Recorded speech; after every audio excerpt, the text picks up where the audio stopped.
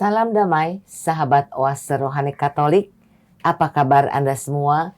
Semoga Anda semua dalam keadaan sehat serta bersemangat di hari ini. Kita semua dipenuhi kasih sukacita Tuhan. Hari ini adalah pesta wajib Santa Monica. Berbahagia sekali karena hari ini kita semua ditemani oleh Pastor Yohanes Budi Raharjo SDB atau yang kita kenal akrab dengan sapaan Pastor Budi.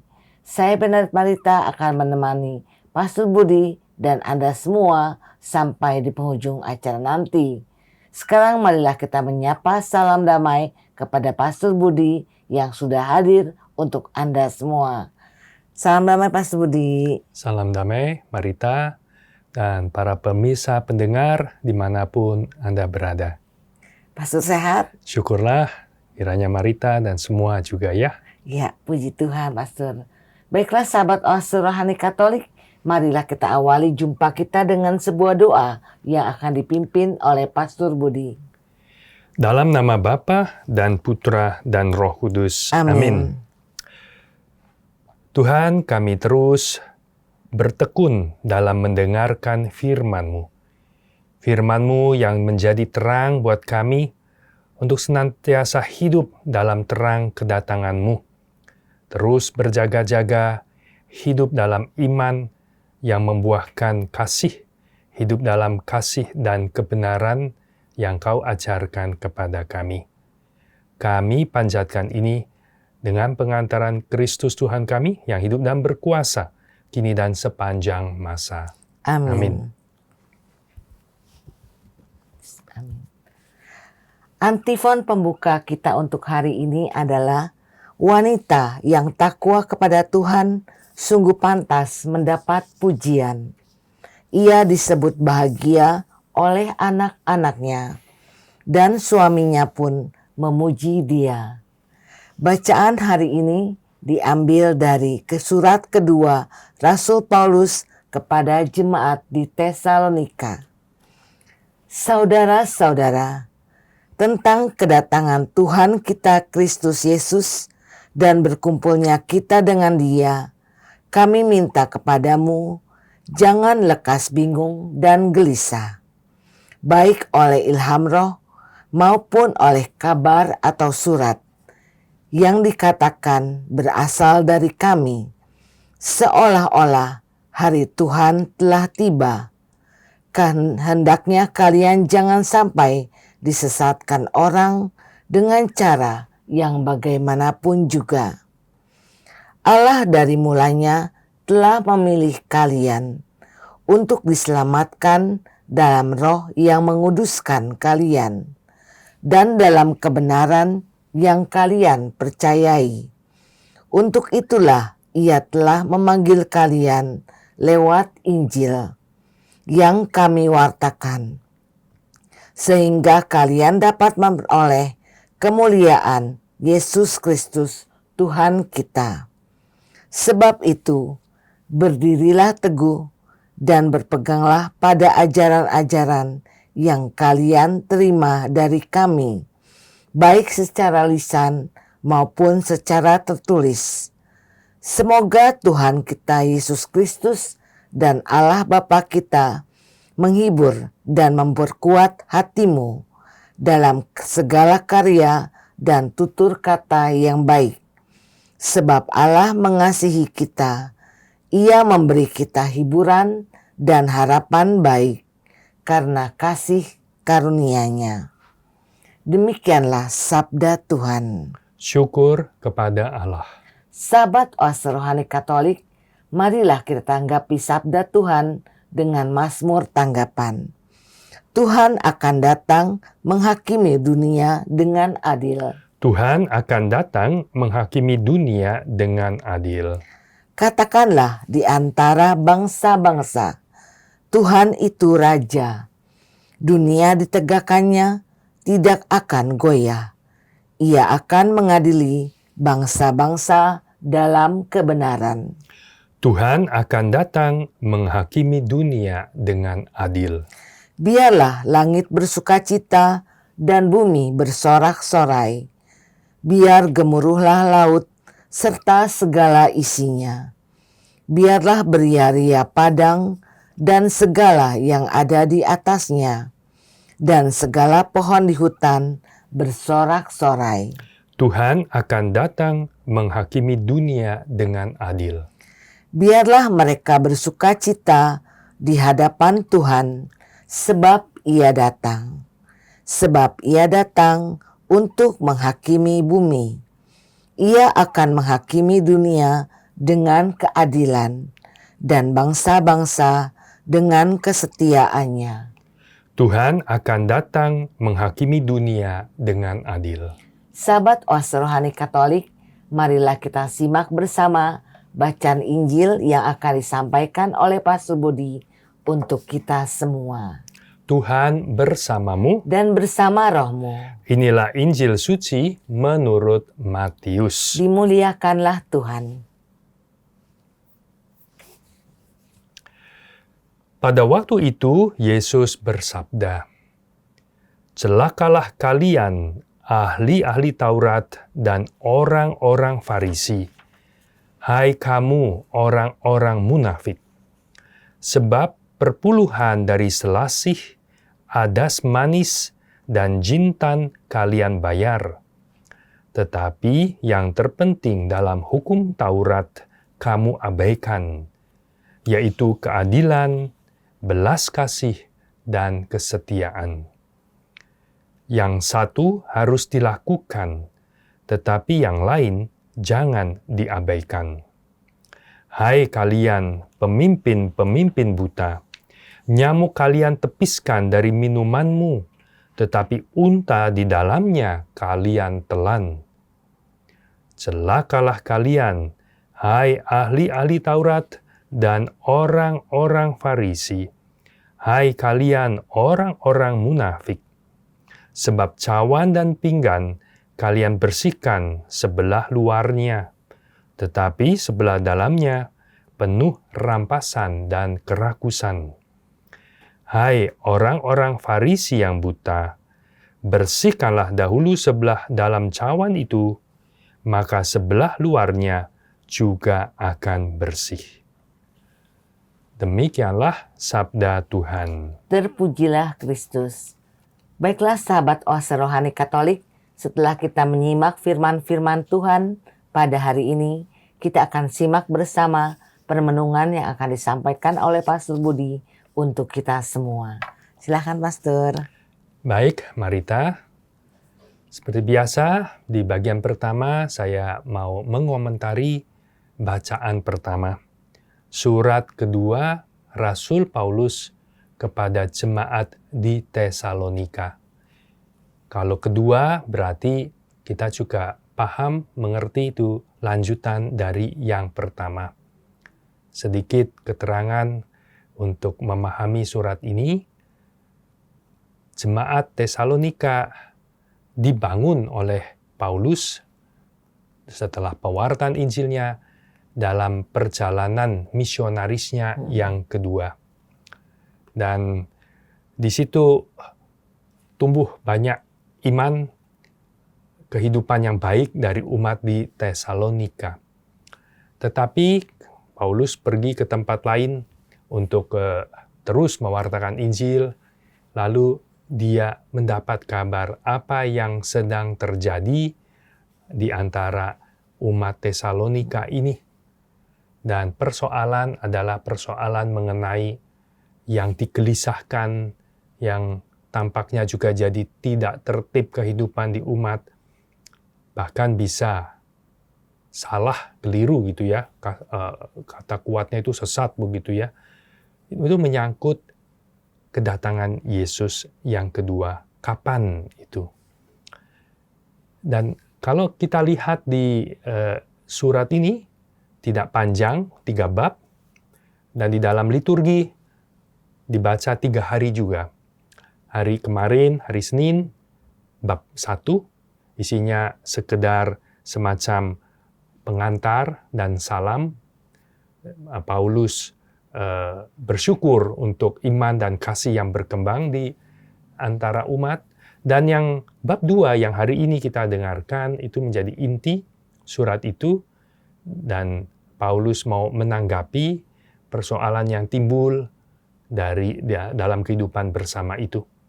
Dan bab 3 yang kita dengarkan besok hari Rebo itu nasihat-nasihat arahan lainnya dari Paulus supaya umat hidup baik, tertib, ya, dan terus mengerjakan keselamatan. Nah, hari ini seperti kita dengarkan tadi, merupakan inti dari surat, di mana kita mendengar tadi jangan lekas bingung atau gelisah, baik oleh ilham roh ataupun pemberitaan, atau surat yang dikatakan dari kami, seolah-olah hari Tuhan telah tiba. Itu persoalannya. Jadi, ada kabar hari Tuhan telah tiba. Nanti seperti di bab 3, nasihat Rasul Paulus sampai mengatakan, kalau yang nggak mau kerja, jangan makan. Ya. Kenapa? Karena pemahamannya ketika Tuhan mau segera tiba, ya udah ngapain lagi? Ya sudah, nggak usah kerja, nggak usah berusaha, toh Tuhan mau tiba. Nah, akhir zaman mau tiba, mau dekat itu. Nah itu yang diluruskan, ya, betulkan oleh Paulus. Dan kalau kita membaca di bacaan dalam liturgi, sebetulnya tidak lengkap bab 2. Lompat dari bab ayat 3b langsung lompat ke 13b. Jadi kalau mau lengkap, Anda baca keseluruhan bab 2 dari surat kedua Rasul Paulus kepada jemaat Tesalonika ini. Dan nanti di situ Anda bisa membaca keterangan Rasul Paulus. Kedatangan Tuhan itu bukan sekarang dan akan didahului dengan tanda-tanda. Di situ Paulus mengatakan ada kemurtatan sebelumnya. Ada kedurhakaan, dua hal itu. Dan kalau Anda membaca ayat 3b sampai 13, saya yakin, dan karena itu dikomentari juga oleh ahli kitab suci, tidak mudah untuk memahami apa yang Rasul Paulus katakan tentang hal-hal yang akan terjadi mendahului kedatangan Yesus, yang disebut dengan kemurtatan dan kedurhakaan itu. Seperti ada yang menahan dan belum bisa terjadi seperti itu. Jadi ada beberapa tafsir di situ, ya, tetapi itu tidak terlalu menjadi persoalan buat kita, dan di dalam liturgi hari ini juga tidak dibacakan. Yang penting adalah pesan berikutnya, yaitu mulai ayat dari 14 sampai 17, supaya kita tetap berdiri teguh, pegang ajaran yang sudah diterima, jangan mudah terombang-ambing oleh ajaran yang lain. Apalagi kalau menyambung bab 3-nya, kalau dibaca dalam kitab suci judulnya berdoa dan bekerja, ya sebetulnya itu nasihatnya. Kalian, kita semua yang menantikan kedatangan Tuhan, cara yang terbaik ya hiduplah dengan cara berdoa dan bekerja. Ikut ajaran yang sudah kita dengar dari Rasul Paulus, ajaran yang sehat, ya, dan teruslah seperti itu, maka tidak perlu menjadi gelisah dan khawatir. Dan ini yang kita renungkan dalam bacaan hari ini dari surat ini Rasul Paulus kepada jemaat di Tesalonika, ya. Maka kita bisa mengerti bahwa Rasul Paulus ingin supaya hidup kita itu tertib, tenang, dan terus mengerjakan keselamatan. Saya teringat, jadi tidak gelisah, wah ada apa itu, kiamat, lalu macam-macam ada. banyak sejarah gitu, ada nabi-nabi palsu, pesan-pesan yang tidak benar, sampai ada orang yang, saya pernah membaca berita, menjual barang-barangnya segala macam karena yakin hari ini, tanggal ini, Tuhan datang dan semuanya kiamat begitu ya. Tapi ternyata tidak seperti yang dikatakan itu. Tidak juga dengan cara seperti ketakutan, panik ya. Karena kalau kita hidup dalam rahmat Tuhan, hidup benar, menjalin relasi yang baik dengan Tuhan, kapan saja itu datang, ya kita mestinya siap.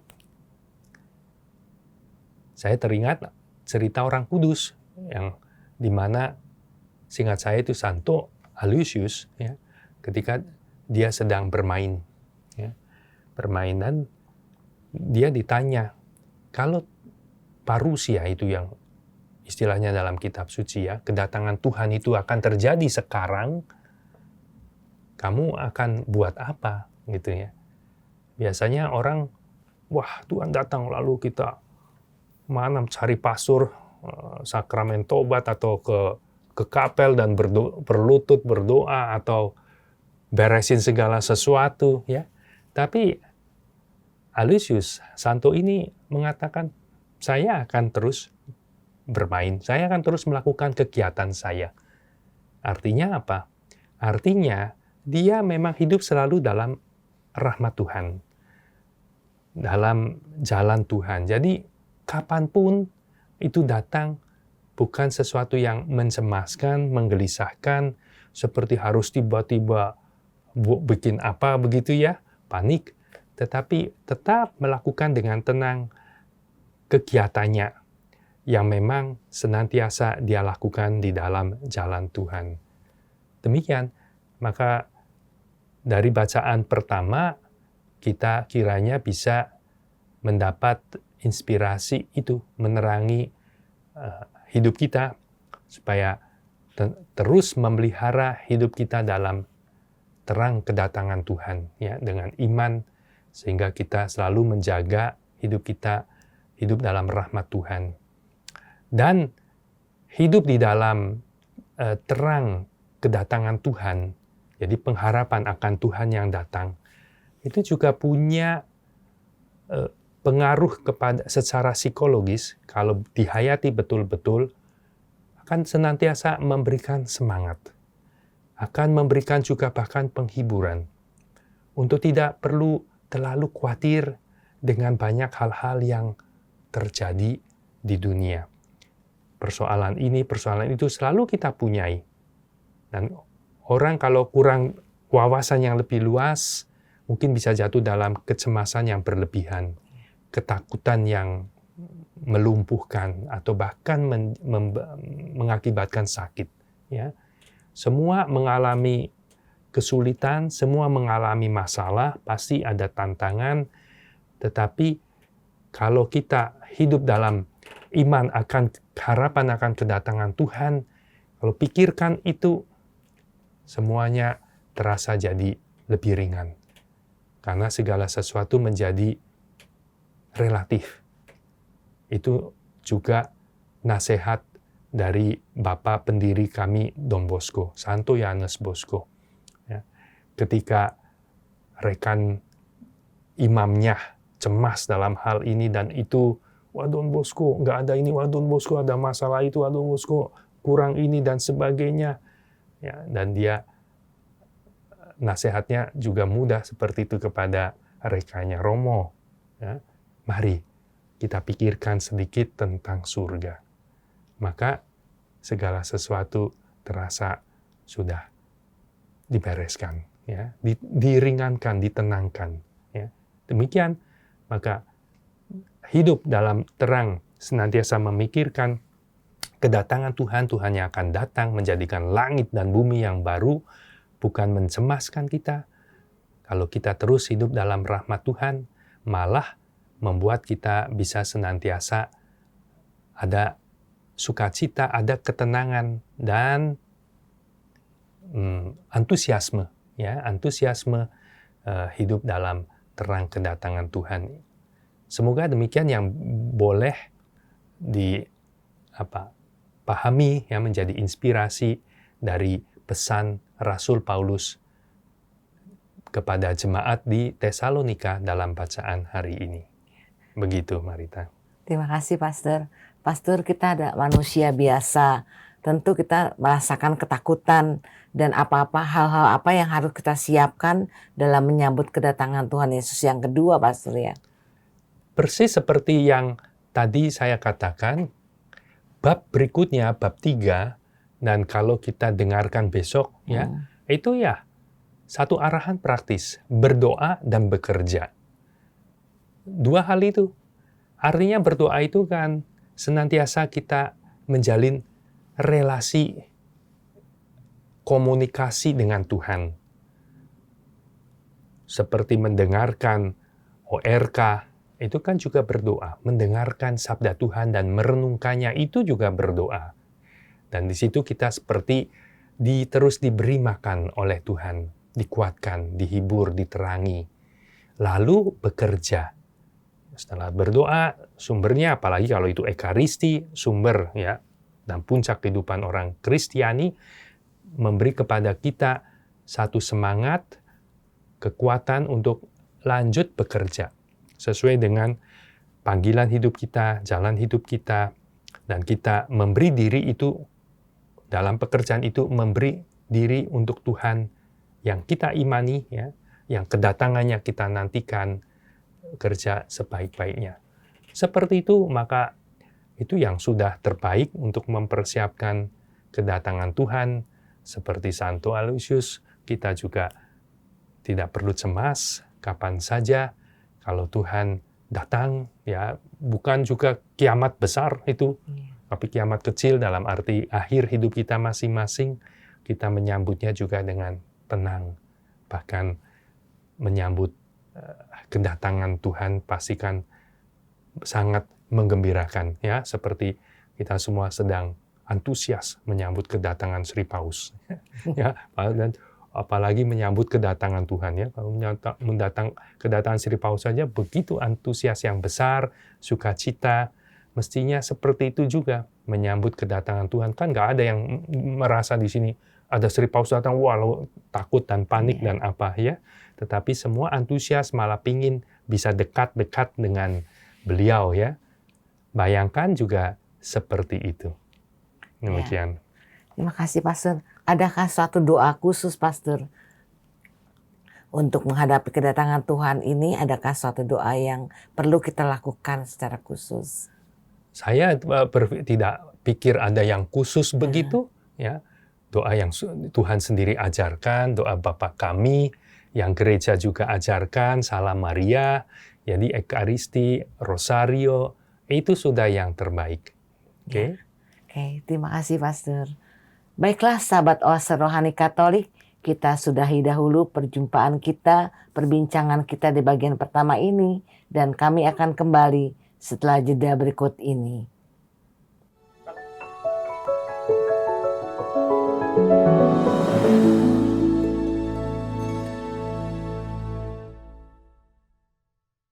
Sahabat Oase Rohani Katolik, kembali Anda menyimak siaran Oase Rohani Katolik hari ini. Hari ini adalah peringatan wajib Santa Monica. Dan masih bersama Anda, Pastor Yohanes Budi Raharjo SDB, atau yang kita kenal akrab dengan sapaan Pastor Budi, dan saya Benaret Marita akan menemani Anda semua sampai di penghujung acara nanti. Bagi Anda yang ingin bertanya, mengirimkan usul atau saran, silahkan Anda kirim ke alamat email kami orkkaj2021@gmail.com, atau Anda dapat kirim WA ke nomor 0881 0251 33438. Baiklah, sahabat Oase Rohani Katolik, kita kembali ke Romo Budi untuk menyimak permenungan di bagian kedua ini. Silakan, Pastor. Baik, Marita, pemirsa pendengar, kita lanjut di bagian kedua. Sama kalau bacaan pertama, surat kepada umat di Tesalonika itu didengarkan kemarin, hari ini, dan besok. Bagian Injil juga ada kesamaan dalam arti kemarin, hari ini, dan besok. Mendengar terus perikop mengenai kecaman Yesus kepada ahli-ahli Taurat, kaum Farisi. Di kitab suci Anda bisa lihat bab 23, seluruh bab 23 itu ayat 1 sampai 36. Begitu panjang isinya, kecaman, daftar kecaman yang begitu panjang dan keras. Memang ahli kitab suci mengomentari ada memang satu, kita tahu, ketegangan antara Yesus dengan para ahli Taurat, orang Farisi, bahkan mereka yang kemudian mau minta Yesus dihukum, bahkan dibunuh.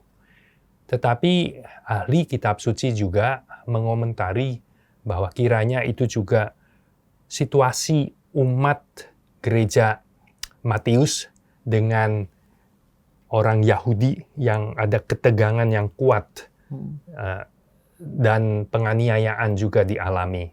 Okay? Ada yang berkomentar, wah sepertinya jelek amat ini kelihatannya orang ahli Taurat, orang Farisi, begitu panjang dan banyak daftar negatifnya itu. Tetapi yang lain juga mengomentari, sebetulnya Matius menulis bukan hanya untuk orang Farisi, ahli Taurat, tetapi juga untuk anggota gerejanya. Karena melihat ada juga hal-hal mulai yang anggota gereja, umat Allah yang juga seperti itu. Itu artinya ketika kita juga mendengarkan ini, kita juga melihat diri sendiri. Bukan untuk melihat orang lain, menuduh orang lain. Tapi pertama-tama diri sendiri, introspeksi. Jangan sampai kita celaka dalam kecaman, jatuh dalam kecaman yang sama, celaka, jatuh dalam hal negatif-negatif seperti itu. Dan karena itu hal yang jamak, yang umum bisa terjadi juga dalam kelemahan manusiawi. Dan kalau diperhatikan dari ayat 23 sampai 26, Matius bab 23 yang menjadi bacaan hari ini, kita bisa katakan ada tiga hal ya, yang perlu kita perhatikan.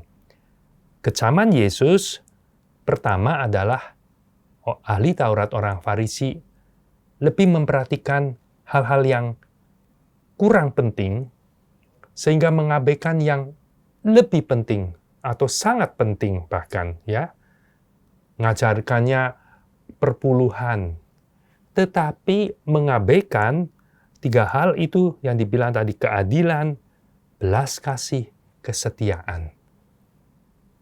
Bukannya yang lain tidak baik, bukan, tetapi memperhatikan yang mungkin hal-hal yang kurang penting sehingga mengabaikan yang penting.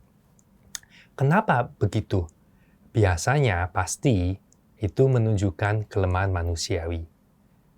Kita lebih gampang melakukan yang ringan-ringan. Tetapi kalau menyangkut diri kita, pengorbanan, nah, di situ diabaikan. Pasti itu semacam itu ya. Kalau yang ringan-ringan gampang dilakukan. Dan keadilan, belas kasih, kesetiaan, ya, itu bayangkan misalnya hidup perkawinan suami istri ya. Kasih kado ketika pasangannya ulang tahun itu kan baik juga. Ya. Tetapi kesetiaan itu jauh lebih penting. Dan itu kan biasanya lebih sulit dan ada godaan untuk tidak setia, ya, jatuh di dalam. Jangan sampai seperti itu. Bahwa aku kan sudah ngasih hadiah, sudah ngasih ini, tetapi tidak dalam setia seperti itu. Orang tua yang membesarkan anak, ya, mungkin sama. orang tua pikir sudah kasih uang saku sudah cukup. Tetapi waktu, ya dalam hal itu kan, kesetiaan juga untuk mendampingi mereka, waktu itu kan lebih berat. Ya, kadang-kadang itu yang diabaikan. Seperti itu ya, contoh-contoh pasti ada bisa banyak memikirkan, merefleksikan apa dalam hidup saya yang saya memang mematuhi yang ya muda-muda, tapi begitu menyangkut pengorbanan diri kita, menyangkal diri, itu berat dan kita bisa jatuh dalam kesalahan yang sama, mengabaikan itu. Lalu yang kedua, kita bisa lihat kesalahannya yang dikecam oleh Yesus adalah mirip seperti ini, yaitu menghindari melakukan kesalahan yang kecil, tetapi kesalahan yang besar ditelan, ya seperti sampai itu hiperbola ya, gaya bahasa hiperbola. Yang dikatakan di situ kan mana itu? Nyamuk kamu saring dari dalam minumanmu, tetapi unta kamu telan. Dua-duanya itu najis. Nggak boleh masuk menurut orang Yahudi, nggak boleh sampai masuk ke tubuh kita. Jadi, ada serangga nyamuk najis, nggak sampai masuk. Tetapi unta, itu yang besar itu ditelan, sekali lagi itu hiperbola ya. Itu maksudnya sama. Mungkin ada hal-hal dosa yang itu yang ringan, bisa dihindari. Tapi menyangkut yang besar ya. Ya mungkin sama kalau orang dalam hal tindakan korupsi begitu ya. Mungkin kalau kecil-kecil masih bisa menghindari ya. Tapi kalau dikasih besar begitu banyak lalu lupa semuanya, ditelan itu. Apapun kebohongan, sumpah jabatan dilanggar dan segala macam diterabas ya hanya untuk dapat berapa M begitu kan. Wah, lupa ditelan. Jadi hal yang lebih besar ya. Sama-sama itu kelemahan manusiawi. Ketika godaannya makin besar ya, kenikmatannya makin besar dan cenderung kemudian jatuh ya, menelan juga itu yang itu ya, godaan itu. Dan ketiga itu membersihkan luarnya saja cawan, tapi dalamnya kotor. Itu lagi-lagi juga kelemahan. Orang gampang membangun mau kelihatan bagus oleh orang lain.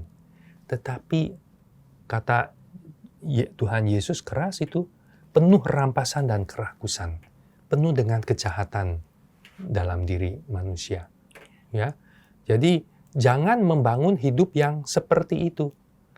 Dari luar kelihatannya apik-apik begitu, tetapi sebetulnya dari dalam itu penuh dengan hal yang tidak baik. Dan ini kita tahu tidak hanya soal menyangkut politikus yang kita lihat pencitraan, tetapi lihat diri kita sendiri. Bisa jatuh seperti itu. Mau dipandang baik-baik, ya, terhormat, di luarnya bagus-bagus, tetapi di dalamnya tidak dengan kesetiaan, tidak di dalam kebenaran, kurang kasih, dan itu yang cenderung kita bisa jatuh dalam hal yang sama. Sekali lagi, itu kelemahan pasti manusiawi, mau yang mudah, yang ringan, yang dipuji. Ya. Dan seperti itu tantangannya untuk kita semua. Jadi mendengarkan sabda ini, sekali lagi itu juga untuk kita. Untuk introspeksi melihat diri kita. Kalau ada hal-hal itu ya kita dengan bantuan firman Tuhan, rahmat Tuhan kita mau memperbaiki. Ya, supaya kita bisa terus berjalan di jalan kekudusan kebenaran. Ya. Hari ini tadi disebutkan peringatan Santa Monica, dan kita tahu banyak ceritanya seorang ibu yang begitu saleh, ya, yang berdoa untuk suaminya yang tadinya juga tidak beriman, akhirnya bisa di ujung hidupnya beriman, juga untuk anaknya yang bandel waktu mudanya, mau hidup dengan caranya, kemauannya sendiri, tetapi kemudian akhirnya bertobat dan menjadi orang kudus yang besar, dan saat kontribusinya Agustinus yang luar biasa, ya. Dan mereka berdua menjadi orang kudus yang menarik, ibu dan anak, ya, saling membantu, mendoakan, dan mau berjalan di jalan yang benar, yang kekudusan itu. Dan Agustinus menjadi seorang tokoh pengajar, guru besar, ya, sarjana gereja, yang bukan seperti ahli Taurat, orang Farisi yang dikecam oleh Yesus, tapi belajar dari yang tidak baik itu, terus menyempurnakan diri, dan satu pesan yang kesaksian yang membesarkan hati kita, kalau kita juga bisa hidup seperti itu, ya, dengan bantuan rahmat Tuhan tentu, dengan sabda Tuhan, kita mau hidup dengan kebenaran dalam kasih. Demikian, Marita. Terima kasih, Pastor. Pastor, apakah sifat-sifat Santa Monica yang bisa kita teladani? Tentu kita semua langsung mengenali sifatnya itu tabah dalam iman, bertekun dalam iman. Ya, kan dikatakan penuh dengan cucuran air mata, doa disertai cucuran air mata, berhasil mendapatkan apa yang dia idamkan, yaitu supaya suaminya mengenal Tuhan, percaya pada Tuhan, dan anaknya juga beriman, ya. Bahkan akhirnya menjadi abdi Tuhan. Itu melampaui kemudian bahkan ekspektasi dari Santa Monica, ya. Sehingga ada kata-kata yang sering dikutip Santa Monica kemudian dalam bincang-bincang dengan Agustinus ketika mau siap-siap belayar dari Italia ke Afrika Utara, tempat asal mereka, ya. Dan Santa Monica bilang, tidak ada lagi yang memikat di dunia ini, ya, tidak ada yang perlu saya harapkan lagi, karena apa yang saya harapkan sudah terkabul, bahkan melebihi, ya. Melihat anaknya tidak hanya menjadi beriman, tetapi menjadi pelayan Tuhan, itu sudah sungguh-sungguh mengisi hati kebahagiaannya. Begitu, ya. Jadi teladan yang kita pelajarin dari Monica, ketabahan iman, bertekun di dalam iman, dalam doa, ya. Dan Tuhan pasti menjadikan indah, bahkan melampaui yang kita bayangkan pada waktunya. Ya, terima kasih, Pastor. Baik. Sahabat Oase Rohani Katolik, dengan demikian usahlah jumpa kita hari ini dalam siaran Oase Rohani Katolik. Maka Pastor Yohanes Budi Raharjo RSDB dan saya Benedict Marita undur pamit dari ruang dengar Anda. Kami mengucapkan salam damai, tetap semangat dan tersenyum. Marilah kita tutup jumpa kita dengan sebuah doa yang akan dipimpin oleh Pastor Budi dan berkat Tuhan melalui Pastor Budi. Marilah kita berdoa. Tuhan yang Maha Baik, terima kasih untuk firman sabdamu yang kami dengarkan dan kami renungkan bersama.